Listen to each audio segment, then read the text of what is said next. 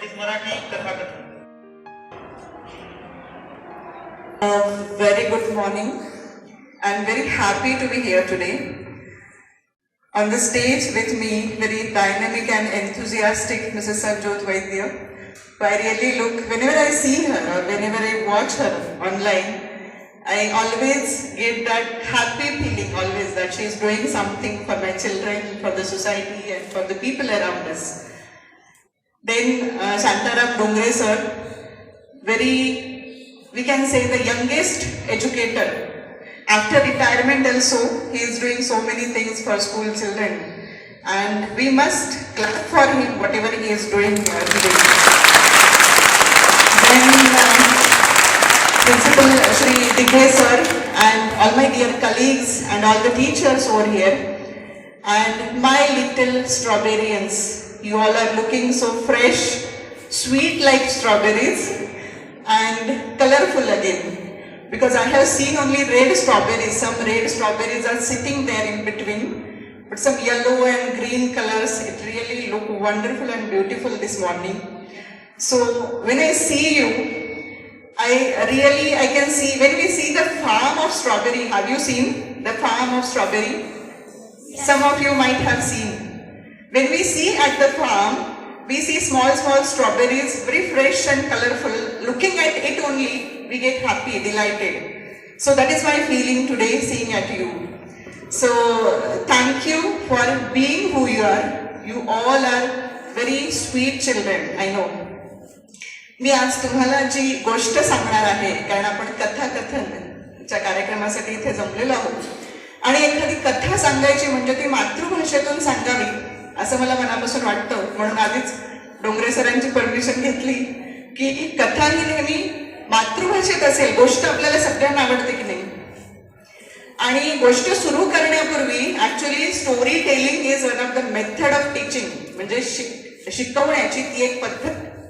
आम्ही शिक्षणशास्त्रामध्ये याला एक शैक्षणिक पद्धत म्हणून शिकवतो की कथा सांगणं, मुलांना गोष्टी सांगणं ही शिकवण्याची एक पद्धत आहे जी आजकाल आपण विसरून जात चाललेलो आहोत. आणि अशा काही कार्यक्रमांच्या माध्यमातून आपल्याला त्या गोष्टींचा पुन्हा उजाळा मिळतो, त्याबद्दलचा विशेष आनंद व्यक्त करते. कथेला सुरू करण्यापूर्वी मी एक प्रसंग तुम्हाला सांगणार आहे आणि मग कथा सुरू करेन. दोन छोटी भावंड होती. एकाचं नाव राम आणि दुसऱ्याचं नाव श्याम. राम जो होता तो 10 वर्षांचा होता आणि श्याम हा 6 वर्षांचा होता. नीट लक्ष देऊन ऐका बरं का, मी मध्येच काही प्रश्न विचारला तर तुम्हाला सांगता आलं पाहिजे हा उत्तर. तर राम आणि श्याम, राम 10 वर्षाचा आहे आणि श्याम 6 वर्षाचा आहे. ही दोन्ही भावंड खेळता खेळता एक दिवस जंगलामध्ये गेली आणि जंगलामध्ये जात असताना त्यांच्या हे लक्षात आलं नाही की आपण किती आत जात आहोत. आणि खेळत खेळत राम जो होता, जो मोठा भाऊ आहे 10 वर्षाचा, त्याचा पाय अचानक घसरला. समोर असं गवत होतं जंगलामध्ये आणि एक खड्डा होता, त्या खड्ड्यामध्ये तो पडला. आणि नंतर त्याच्या लक्षात आलं की ती एक विहीर आहे खोल, ज्याच्यात पाणी नव्हतं, पण त्या विहिरीमध्ये तो पडला. आता दुसरा जो त्याचा भाऊ आहे श्याम, जो 6 वर्षाचा आहे, तो घाबरला आणि त्याने आजूबाजूला काही मदत मिळते का यासाठी प्रयत्न केला. त्यांनी खूप लोकांना आवाज दिला, माझा भाऊ विहिरीमध्ये पडला आहे, त्याला वाचवा वाचवा. पण आजूबाजूला कोणीच नव्हतं त्या जंगलामध्ये. मग त्याने काय करावं माहितीये, कुणीही मदतीला येऊ शकत नाही म्हटल्यानंतर त्यांनी आजूबाजूला थोडं पाहिलं. त्याला लांब तिथे झाडाखाली एक मोठी दोरी दिसली. ती दोरी त्यांनी घेतली आणि त्या विहिरीमध्ये त्यांनी ती दोर सोडला आणि त्याचा जो मोठा भाऊ होता 10 वर्षाचा, त्याला ती दोरीच्या मदतीने त्यांनी खेचून विहिरीच्या बाहेर काढलं आणि त्याचे प्राण वाचवले. ते दोघंही तिथून घरी आले. घरी आल्यानंतर घरच्या सगळ्या व्यक्तींना त्यांनी हा जंगलात घडलेला किस्सा सांगितला. त्याचे आई, बाबा, भावंड कुणीच त्याच्यावर विश्वास ठेवायला तयार नाहीत. त्यांचं म्हणणं असं की तुम्ही दोघेही सकाळपासून खेळायला कुठेतरी भटकायला बाहेर पडलात आणि त्याचं कारण सांगता येत नाही म्हणून काहीतरी खोटं तुम्ही सांगता आहात. तुझ्यावर विश्वास कुणी ठेवायचा. त्याच्या वडिलांनी त्या दोघांनाही रागवायला सुरुवात केली की तुम्ही दोघं अभ्यास करत नाही, तुम्हाला दोघांना समजत नाही किती वेळ आपण खेळायचं, जंगलामध्ये कोण जातं का आणि असं काहीतरी घडलं म्हणे, तू एवढासा छोटा 6 वर्षाचा मुलगा तो त्या मोठ्या मुलाला विहिरीतून कसं काही बाहेर काढणार, हे शक्यच नाही. असं म्हटल्यानंतर तो छोटा जो मुलगा तो रडायला लागला. त्याच्या वडिलांनी काय केलं, ते म्हणाले तिथे बघ दरवाजामध्ये ना एक पाण्याची बादली भरलेली दिसते, ती तरी मला उचलून दाखव. ती सुद्धा तुला उचलता येणार नाही, ती उचलता आली तर मी मान्य करेन की तू ह्याचा जीव वाचवलाय. आणि तुम्हाला सांगते बालमित्रांनो, तो मुलगा तिथे गेला, त्याने ते बादली उचलण्याचा प्रयत्न केला, त्याला ती बादली उचलता आली नाही. पण पुन्हा अजून त्याने जोरजोरात रडायला सुरुवात केली की मी तुमच्याशी खरंच बोलतोय, मी खरं सांगतोय की जंगलामध्ये असताना मी ह्या मोठ्या भावाचा प्राण वाचवला आहे, मी त्याला विहिरीतून बाहेर काढलं. ती बादली त्याला उचलता आली नाही म्हटल्यानंतर परत कुणीच विश्वास ठेवला नाही त्याच्यावरती. सगळेजण हसायला लागले की तुम्ही दोघंही खोटं बोलता. पण हा सगळा प्रसंग त्या घरामध्ये एक आजोबा होते, ते आजोबा बघत होते. त्या आजोबांनी सगळ्यांना जवळ बोलवलं आणि त्यांनी सांगितलं की ही दोन्ही मुलं खरं बोलतात. बाकीच्यांनी घरातल्यांनी विचारलं असं कशावरून बरं. त्यांनी जे उत्तर दिलं ना ते तुम्ही नीट ऐका, त्याच्यात तुम्हाला सगळं काही कळून जाईल. ते आजोबा काय म्हणाले माहितीये का, जेव्हा हे दोघं जंगलामध्ये होते तेव्हा तो जो मोठा मुलगा विहिरीमध्ये पडला आणि ह्या छोट्या त्याच्या भावाने त्याचे प्राण वाचवले, तेव्हा त्या पूर्ण जंगलामध्ये त्याला हे सांगणारं कुणीही नव्हतं की तू हे करू शकत नाहीस. कळतंय का माझ्या म्हणण्याचा अर्थ लक्षात येतोय. त्याला त्या जंगलामध्ये हे सांगणारं कुणीही नव्हतं की तू हे करू शकत नाहीस. तो जेव्हा घरी आला त्याच्या वडिलांनी त्याला सांगितलं की ती बादली उचलण्याचा प्रयत्न कर पाण्याने भरलेली, तुला ती उचलता येणार नाही, तर त्याला ती खरंच उचलता नाही आली. याच्या मागे एक गोष्ट लक्षात घ्या, प्रत्येक व्यक्तीमध्ये अशी एक क्षमता आहे, प्रत्येक व्यक्तीमध्ये असं एक सामर्थ्य आहे जे आपल्या क्षमतेच्या पलीकडे आहे. ज्याला आपण to be or not to be जेव्हा सिच्युएशन निर्माण होते ना, जगावं की मरावं असा एक प्रश्न असं आपण जेव्हा म्हणतो, त्यावेळी मात्र तुमच्यामध्ये अचानक अशी प्रचंड कोणती तरी शक्ती निर्माण होते आणि त्या शक्तीच्या आधारे तुम्ही आयुष्यात अशक्य प्राय गोष्ट सुद्धा करू शकता. आणि अशा अशक्य प्राय गोष्टी ज्यांनी त्यांच्या आयुष्यात केलेल्या आहेत त्या नरेंद्राची मी तुम्हाला आज गोष्ट सांगणार आहे. म्हणजे माझ्या गोष्टीला खरं इथून सुरुवात होते. खूप वेळ तुमचा घेणार नाही, मला सरांनी टाइम बाउंड दिलेला आहे फक्त अर्ध्या तासाचा. त्या अर्ध्या तासामध्येच मी हे सगळं संपवणार आहे. नरेंद्राची गोष्ट मी तुम्हाला सांगणार आहे. सगळ्यांची तयारी आहे? You all are ready? Very good. Narendra नावाचा एक मुलगा होता. लहानपणापासून प्रचंड बुद्धिमत्ता, खूप हुशार. लहानपणी त्याची आई, जिचं नाव भुवनेश्वरी देवी होतं, त्या आईने अनेक असे प्रसंग सांगितले नरेंद्राबद्दलचे ज्यामध्ये त्याच्या आयुष्याची खरी जडणघडण झाली. आणि नरेंद्र पण मोठा झाल्यावर असं म्हणतो की माझ्या आईमुळेच मी जे काही आहे आज ते घडलेलं आहे. तर हा जो नरेंद्र लहानपणी कुणीही काही सांगितलं तर तो पटकन विश्वास ठेवायचा नाही. तो ही गोष्ट पडताळून पाहिल्याशिवाय त्याच्यावर विश्वास ठेवायचा नाही, अशी त्याची पद्धत होती. आपण काय करतो लहानपणी, आपल्या घरातली मोठ्या माणसांनी काही सांगितलं, घाबरवलं, इकडे जायचं नाही, तिकडे हे धोका आहे, आपण पटकन विश्वास ठेवतो, आपण घाबरतो. पण नरेंद्र हा काही वेगळाच होता. तो अगदी छोटा असताना त्याच्या बरोबरचे जे बालमित्र होते त्याचे, ते सगळेजण एका झाडाखाली खेळायचे. आणि त्या झाडाखाली खेळत असताना मात्र त्यांचा खूप आरडाओरडा, दंगा, तर तुम्हाला माहितीये मुलंही मुलंच असतात, हो की नाही. आणि लहानपणी आपण दंगा नाही करायचा तर कधी करायचा, त्यामुळे तो केलाच पाहिजे. त्यामुळे तुम्ही कुणी खेळत नसाल आणि दंगा करत नसाल तर तो अवश्य करा आजपासून, असं माझं म्हणणं आहे तुम्हाला. त्यामुळे कारण आम्ही मोठी माणसं ते नाही करू शकत, एकदा मोठे झाल्यानंतर त्या गोष्टी नाही अनुभवता येत, लहान वयात बालवयात आपण अनुभवतो. तर तिथे एक आजोबा नेहमी बसलेले असायचे आणि त्या मुलांच्या खेळण्याचा, त्यांच्या आवाजाचा त्यांना नेहमी त्रास व्हायचा. मग ते काय करायचे, मुलं तिथे झाडाजवळ खेळायला आली की ते मुलांना घाबरवायचे की या झाडावर भूत आहे. या झाडावर भूत आहे म्हटलं की बाकी सगळी मुलं पळून जायची. नरेंद्र मात्र तिथे त्या झाडाखाली झाडासमोर एकटक बघत बसायचं की खरोखर भूत दिसतंय का बघूया. मग एक दिवस त्याने ठरवलं की आपण ह्या गोष्टीची पडताळणी करायची की खरोखर या झाडावर भूत आहे का. मग त्याने काय केलं माहितीये, रात्रीच्या वेळी तिथे कोणीही नसताना नरेंद्र त्या झाडावर चढला आणि रात्रभर तिथे बसून राहिला. कशासाठी? भूताची वाट बघत, आता येईल मग येईल. ते भूत काही रात्रभर आलं नाही. मग दुसऱ्या दिवशी सकाळी पुन्हा सगळी मुलं खेळायला आली. त्या आजोबांनी पुन्हा तेच सांगितलं की ह्या झाडावर भूत आहे. नरेंद्र मात्र अतिशय आग्रहाने त्यांना सांगितलं की आम्ही रोज इथेच खेळणार, तुम्ही आम्हाला काही म्हणू शकत नाही, कारण मी पूर्ण रात्रभर या झाडावर होतो आणि या झाडावरती कोणतंही भूत नाही. बाकीच्या सगळ्या मुलांना त्यांनी हे पटवून दिलं आणि तिथपासून मात्र त्या मुलांना तिथे खेळण्यापासून कोणीच अडवलं नाही. याच्यातून काय दिसतं माहितीये? आपण कोणत्या गोष्टीवर विश्वास ठेवायचा. आजूबाजूत समाजामध्ये ज्या अंधश्रद्धा पसरवल्या जातात, आपल्याला एखादी खोटी गोष्ट सांगितली जाते, त्या गोष्टींवर किती विश्वास ठेवायचा हा खूप महत्वाचा भाग आहे. नरेंद्राचे वडील हायकोर्टामध्ये वकील होते. तर एकूण 9 भावंड, नरेंद्र सगळ्यात लहान. आणि घरामध्ये पाहुणे येतात ना आपल्या, पाहुणे आल्यानंतर काय विचारतात? पहिला प्रश्न, तू काय करणार पुढे जाऊन? काय उत्तर असतं बरं तुमचं? तुम्हाला जर असं विचारलं की तू मोठं होऊन काय होणार, काय बनणार, तुमचं काय उत्तर असतं? हात वर करून पुढे मला सांगा 1-2 जणांनी, तुम्हाला काय बनायचंय? हा, very good. Collector, doctor, engineer.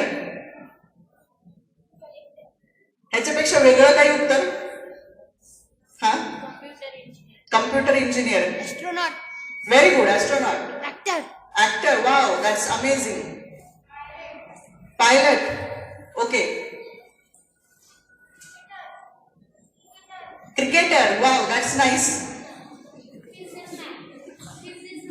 Businessman. Wow, क्या बात आहे. आपण या सगळ्या मुलांसाठी टाळ्या वाजवाय का? हे बघा मुलांना, लहानपणापासून आयुष्यात काहीतरी ध्येय असणं ही गोष्ट खूप महत्वाची आहे. ते ध्येय तुमच्याकडे आहे, तुम्हाला आज माहिती आहे की तुम्ही काय होणार आहात. पुढे जाऊन ती गोष्ट तशीच होईल का हे काळच ठरवतो. म्हणजे तुम्ही मोठे झाल्यानंतर अजून पुन्हा काही नवीन संधी उपलब्ध झाल्या तर कदाचित तुम्ही वेगळ्या दिशेला जाल. परंतु आता ह्या क्षणी तुमच्या मनामध्ये काहीतरी ठरवलेलं आहे की मला ह्या दिशेला जायचंय किंवा मला हे करायचंय. नरेंद्राच्या घरी जेव्हा पाहुणे आले, त्या पाहुण्यांनी सगळ्या भावंडांना विचारलं की तुम्हाला पुढे जाऊन काय बनायचंय. नरेंद्राच्या सगळ्या भावंडांनी सांगितलं की मला बॅरिस्टर बनायचंय. तेव्हा बॅरिस्टर हा शब्द प्रचलित होता, मला बॅरिस्टर व्हायचंय. पण नरेंद्रचा जेव्हा नंबर आला, नरेंद्रला जेव्हा विचारलं, नरेंद्राने काय उत्तर दिलं माहितीये का? मला ना मोठं झाल्यानंतर टांगेवाला व्हायचंय.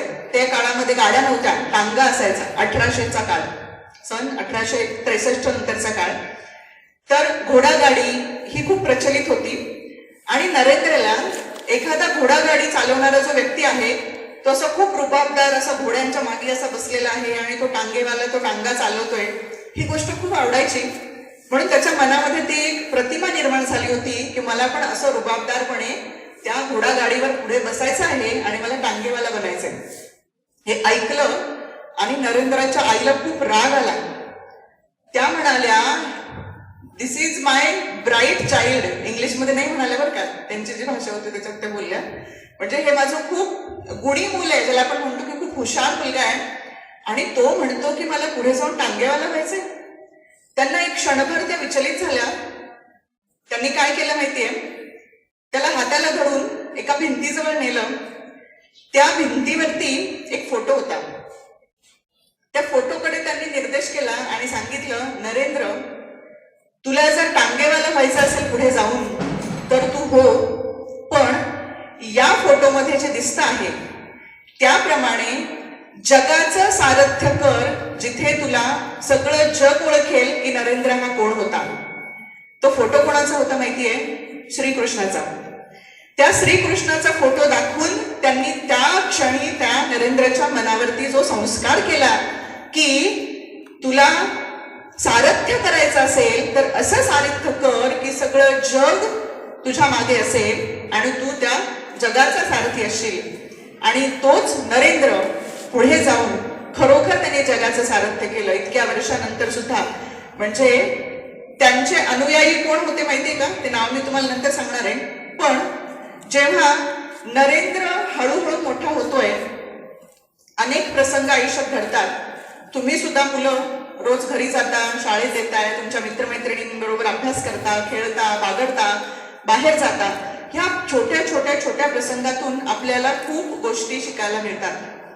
आणि सगळ्यात महत्वाचं तुमच्यासाठी काय माहितीये? कॉन्सन्ट्रेशन, जे नरेंद्राकडे खूप जास्त होतं.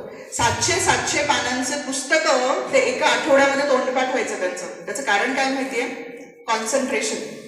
म्हणजे त्यांची अशी सवय होती की अभ्यास करताना मेडिटेशन करायचं, ध्यान धारणा करून मग वाचायला घ्यायचं. त्याच्यातून तुम्हाला खूप चांगल्या गोष्टी लक्षात राहतात. म्हणजे अगदी 5वी-6वीचं जे वय आहे त्यांचं, त्या वयात सुद्धा नरेंद्राचं कॉन्सन्ट्रेशन हे इतकं जास्त होतं की वर्गात मुलं सगळी बडबडत असली ना, एकमेकांशी बोलत असली, आपण पण बडबडतो बऱ्याच वेळा, काहीतरी घडतं असं, आणि तिकडे सर किंवा मॅडम काय शिकवतात त्याच्यापेक्षा आपलं आपसात काहीतरी सुरू असतं आणि त्याच्यात जी मजा आनंद मिळतो तो वेगळाच असतो. तो आता खूप वर्षापूर्वी मी अनुभवला लहान असताना, तो आता अनुभवता येत नाही, कारण आता आम्ही या बाजूला आहोत. आम्हाला असं म्हणाला की गप्प बसा रे मुलांना, तुम्हाला कळत नाही का, मी शिकवते आहे ना, माझ्याकडे लक्ष द्या, असंच म्हणावं लागतं. पण ती जी सर किंवा मॅडम शिकवत असताना जी कुजबूज आहे ना, त्याच्यातली जी मजा आहे ती वेगळीच असते. मग अशी कुजबूज करत असताना एकदा शाळेतल्या शिक्षकांनी नरेंद्रला उठवलं आणि त्याला म्हणालं, तू बोलतो आहेस, तुझं मी काय शिकवलं त्याच्याकडे अजिबात लक्ष नाही, सांग बरं मी आता काय शिकवलं. पण नरेंद्र इतर मुलांशी बोलत असताना सुद्धा त्याचं पूर्ण लक्ष त्याचे शिक्षक काय शिकवतात त्याच्याकडे असायचं आणि मात्र तो पूर्णपणे लक्ष देऊन ऐकायचा. मग ते म्हणाले, मी तुला काही प्रश्न विचारू का? नरेंद्रला काही प्रश्न विचारल्यानंतर नरेंद्र फटाफट उत्तर द्यायचा. मग एक दिवस शिक्षकांनी विचारलं नरेंद्रला, तू मला सांग बरं की या जगात परमेश्वर आहे का? Is there existence of God? Narendra म्हणाला, हो आहे.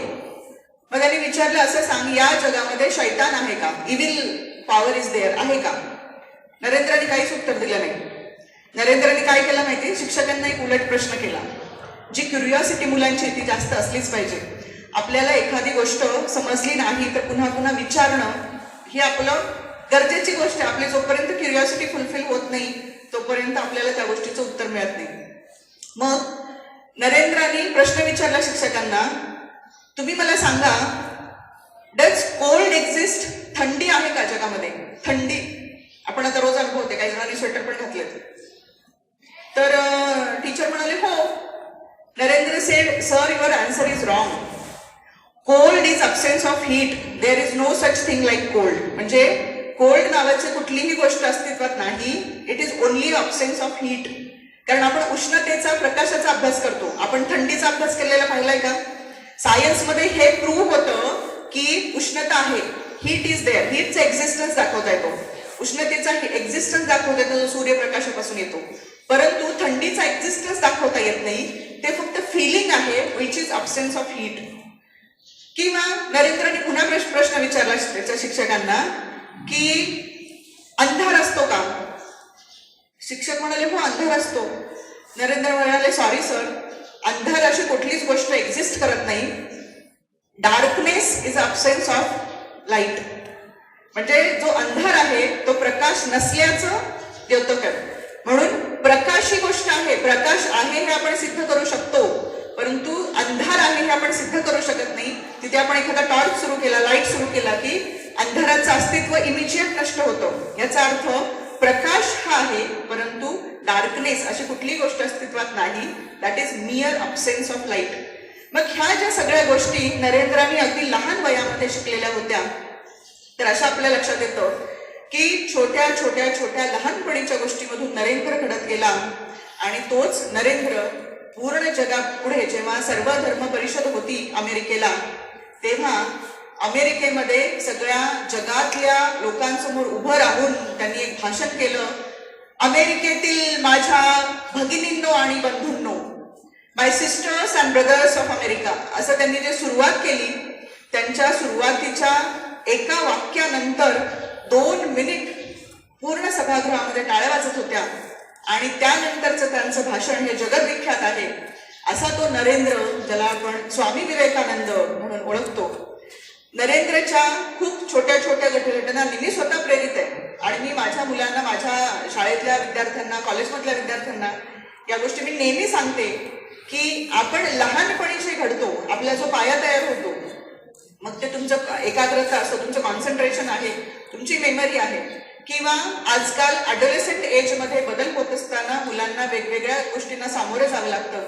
या सगळ्या गोष्टी कुठेतरी आपल्या लक्षात येतात की यंग एजमध्ये जर एखाद्या व्यक्तीने असा विचार केला की मला आजूबाजूच्या लोकांसाठी काहीतरी करायचंय, कारण स्वामी विवेकानंद बुद्धी त्यांची इतकी कुशाग्र होती, इतका बुद्धिमान व्यक्ती, तो आयुष्यात कितीही मोठा धनवान व्यक्ती होऊ शकला असता, परंतु त्यांनी अतिशय साधं जीवन स्वीकारलं आणि समाजासाठी काहीतरी करायचंय. वयाच्या 40-41 वर्षापर्यंतच ते जगले, परंतु त्यांनी त्या वयामध्ये सुद्धा जे पूर्ण जगभराला जो संदेश दिलेला आहे तो खूप मोठा आहे. आणि त्यांच्या आयुष्यातल्या ह्या छोट्या छोट्या ज्या गोष्टी आहेत त्या आपल्याला खूप प्रेरित करतात. माझा वेळ संपत आलेला, मी जास्त वेळ तुमचा घेणार नाही, पण जाता जाता मला एक खूप आवडते एक कविता जी स्वामी विवेकानंदांची मी खूप रिलेट करते त्या कवितेशी, ती तुम्हाला मी बोलून दाखवणार आहे आणि मग मी थांबणार आहे. तुम्हाला सगळ्यांना माहितीच असेल, हरिवंशराय बच्चन खूप सुंदर लिहितात, त्यांची एक कविता आहे, तुम्हाला सगळ्यांना ती माहिती आहे, पण मी मुद्दाम या प्रसंगात सांगणार आहे. कारण आजच्या गोष्टीतून एखादी छोटी जरी घटना, एखादा छोटा जरी विचार तुम्ही घेऊन गेलात आणि त्यातून तुमच्या आयुष्यासाठी तुम्हाला काही प्रेरणा मिळाली तर ह्या कार्यक्रमाचं खरं फुलफिलमेंट तिथे असेल असं मला वाटतं. तर ती कविता अशी आहे, हिंदीमध्ये आहे. नन्ही चीटी जब दाना लेकर चलती है, चढ़ती दीवारों पर 100 बार फिसलती है. मन का विश्वास रगों में साहस भरता है, चढ़कर गिरना गिरकर चढ़ना ना करता है. मेहनत उसकी बेकार हर बार नहीं होती, कोशिश करने वालों की कभी हार नहीं होती.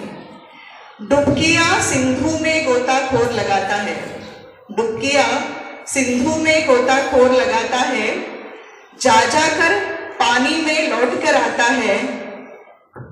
मुट्ठी उसकी खाली हर बार नहीं होती, कोशिश करने वालों की कभी हार नहीं होती.